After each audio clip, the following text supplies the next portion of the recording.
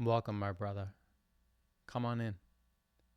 My name is Eddie, and welcome to Campfire, a community where we can share knowledge, wisdom, and offer each other guidance and support on the journey of life. And it's June, so that means it's Men's Mental Health Month. And I would say that most men I know aren't even aware that there is a Men's Mental Health Month, or feel that society at large doesn't really care about men's mental health. And that's understandable. Men are often taught that being emotional, vulnerable, having anxiety, depression, or showing vulnerability, fear, grief, and expressing these emotions can make them less attractive to women and make them more vulnerable to other men to be manipulated. And so oftentimes men are afraid to express their true emotions for fear of being perceived as weak or less than. So oftentimes we can wear masks or find ways to just cover up those emotions in unhealthy ways. I was a firefighter in Brooklyn, and I saw firsthand how many of the guys that I worked with would deal with exposure to chronic stress. We would show up when someone called 911, and we were helping people that were facing their worst nightmare. And although we were trained in how to show up and use tools and put fires out and get people out of cars that were flipped over and they were trapped, we could do these amazing things. And we could face extraordinary amounts of stress and challenges and trauma. But we were never really taught how to effectively deal with and face that trauma, how to process it, or how to heal from the chronic stress wounds. And as I became a peer mentor and a coach for men, I could see how the veterans, the military, our first responder community was suffering more acutely from these stresses. But it also spills over into the rest of their lives and affects how they are as parents and members of our community. It affects their physical, mental, emotional, and spiritual well-being and can spill over into all areas of life. And so having a conversation about this, to recognize this, is an important part of helping other people to recognize that they're not alone with what they're feeling. And I think it's important that we raise awareness about the issue of men's mental health. A big champion and proponent of men's mental health is Professor Scott Galloway, aka Prof G. And Professor Galloway has been a vocal proponent of spreading awareness about some of the afflictions that affect men. And we have people in the numbers of like 50,000 per year take their own lives. And 80% of them are men. There are deaths of despair, which involve alcohol, suicide, and overdose.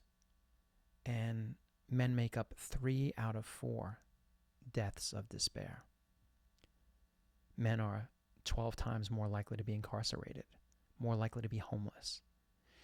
The school system is biased against men. The expulsion rate against young boys. The teachers and administrators are 80% women.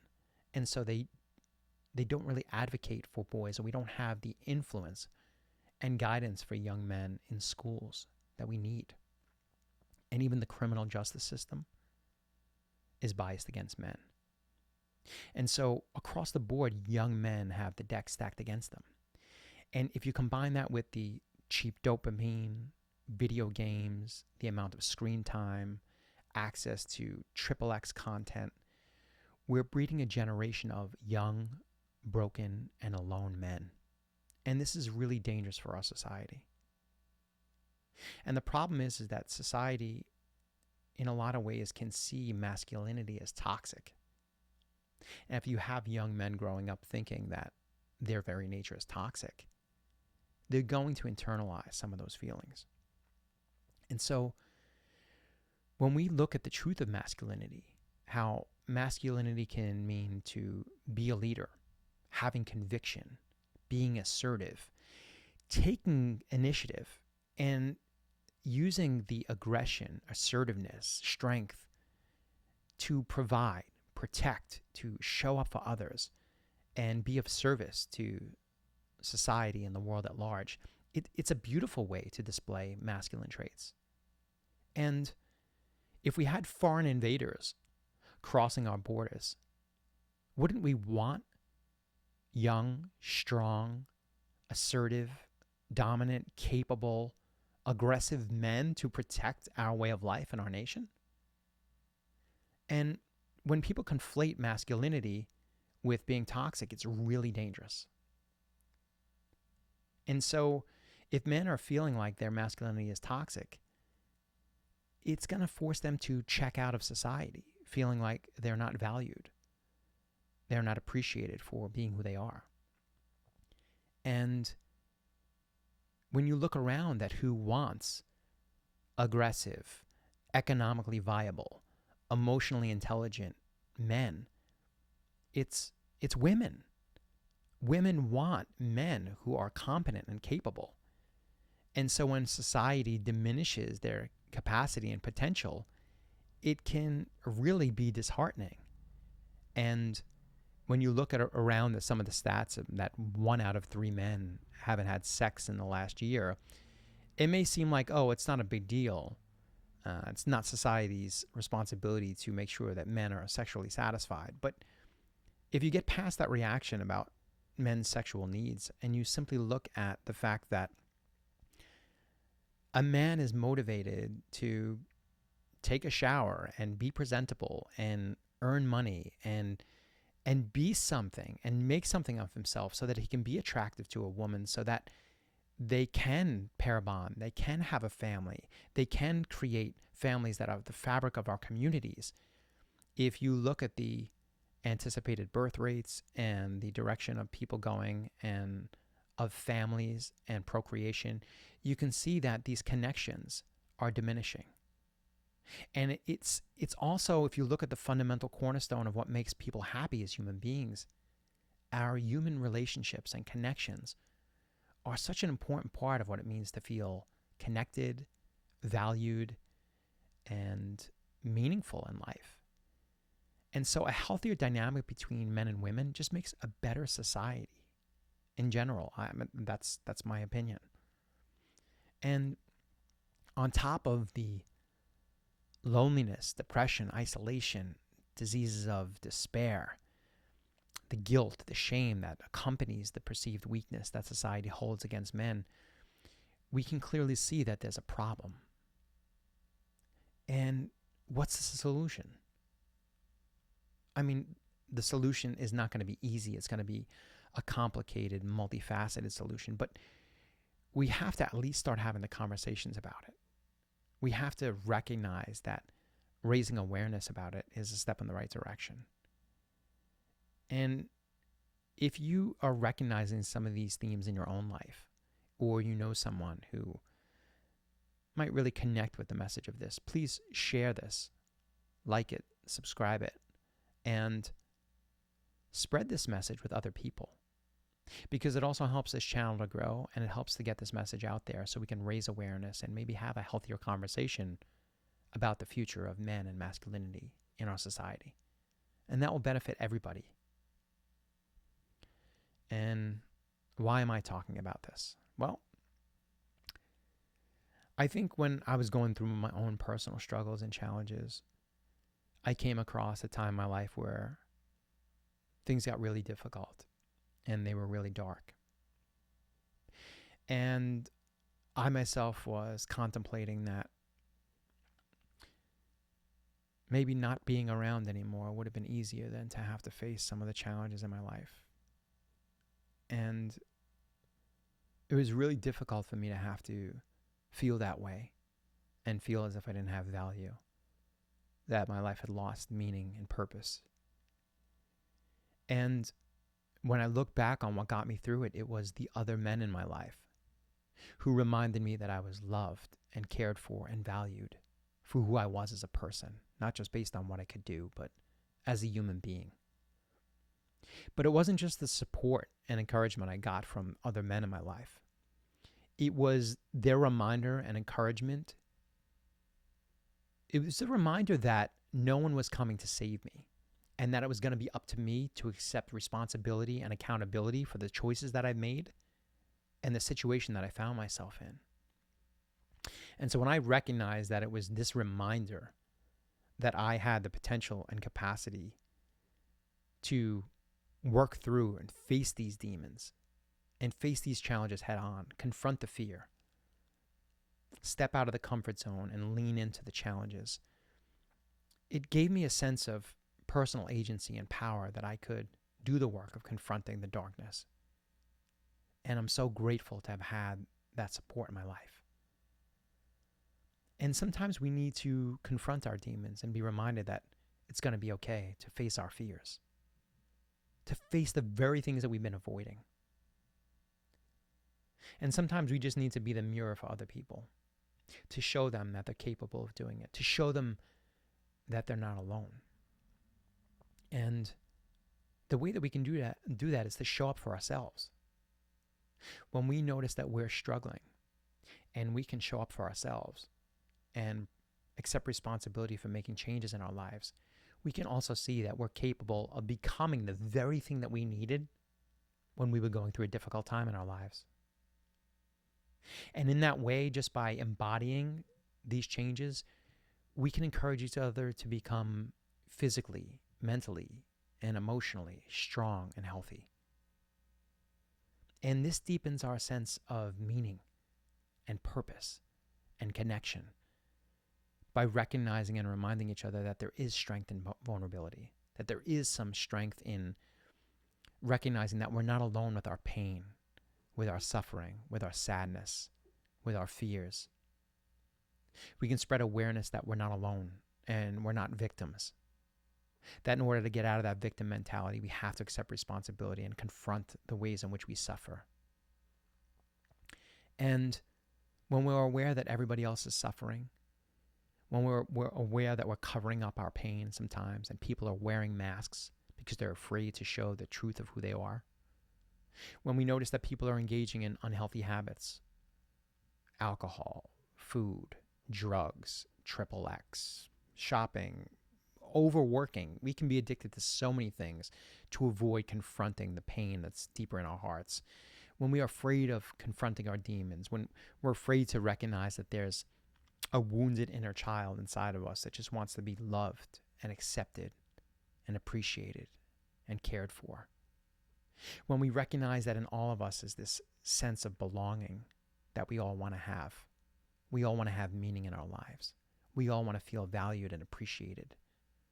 That the wounds that we carry from childhood, seeking the love, validation, and affection and appreciation that all of us want, when we address the issues, when we're able to recognize that pain within us, when we recognize that we're carrying shame and guilt for even wanting those things, or if we dare to ask for those things, when we start to recognize that there is strength in asking for help, that there is strength in vulnerability, things can change.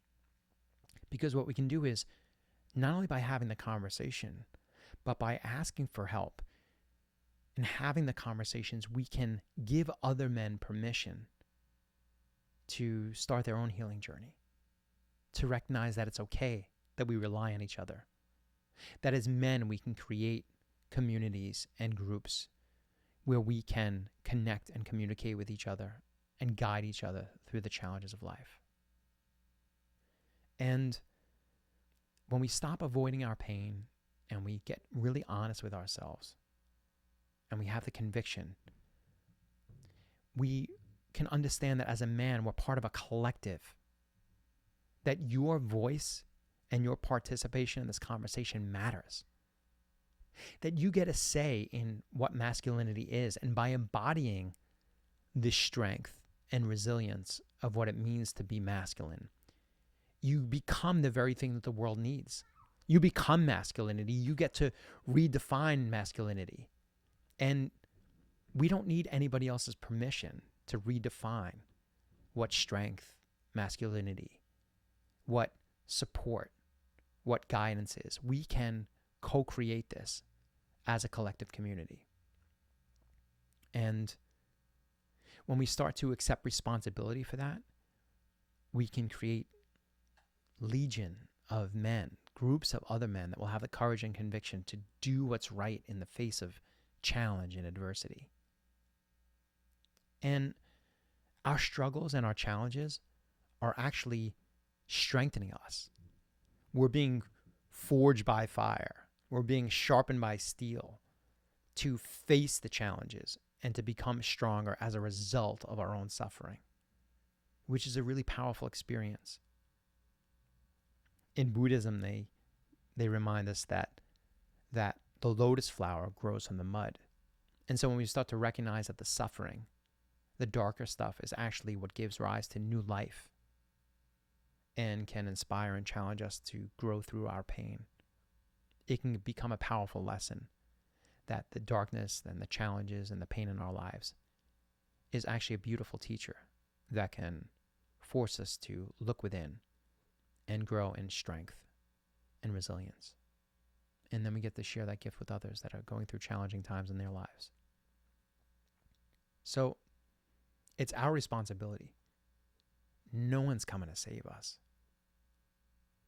And if you want to continue to hold on to this narrative of victimhood, in some ways we have to realize that we have so much more potential to recognize that victimhood as a calling, as an opportunity to break out of that mentality and to become stronger. It's an invitation, if you will, to start acting in ways that we can treat each other with the love and respect that we want. We can treat ourselves in the ways that we want to be treated, and by treating ourselves in that way, we can then share it with other people.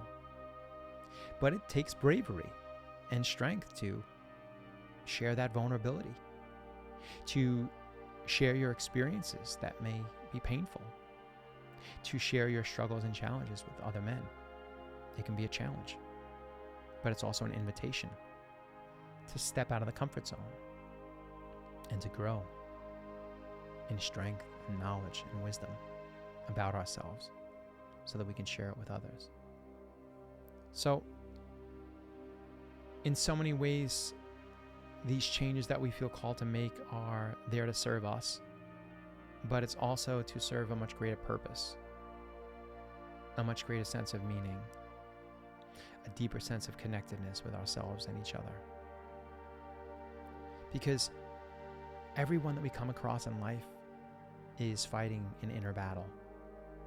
And when we develop the kindness, compassion, love, empathy, and forgiveness for ourselves, then we can share it with others. So, what do you think about it? What are your thoughts on strength, masculinity, brotherhood, connection, and what it means to confront some of our inner demons and to share those lessons with each other to help each other grow? Leave your comments down below and let us know what you think about this conversation, about how we can change the conversation, raise awareness, and help change some of these statistics that we mentioned earlier on, to help remind men that are alone and struggling with their mental health issues that they are not alone.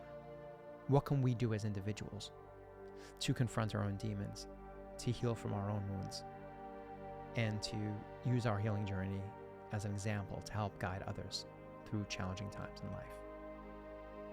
I'd like to know what you think. So, thanks for watching. If you like this video, please subscribe, like it, and share it with somebody who you think might benefit from its message. And thank you for watching. And if you're interested in learning more about one-on-one coaching or to learn more about going on a healing journey, you can check it out at edwoodstock.com.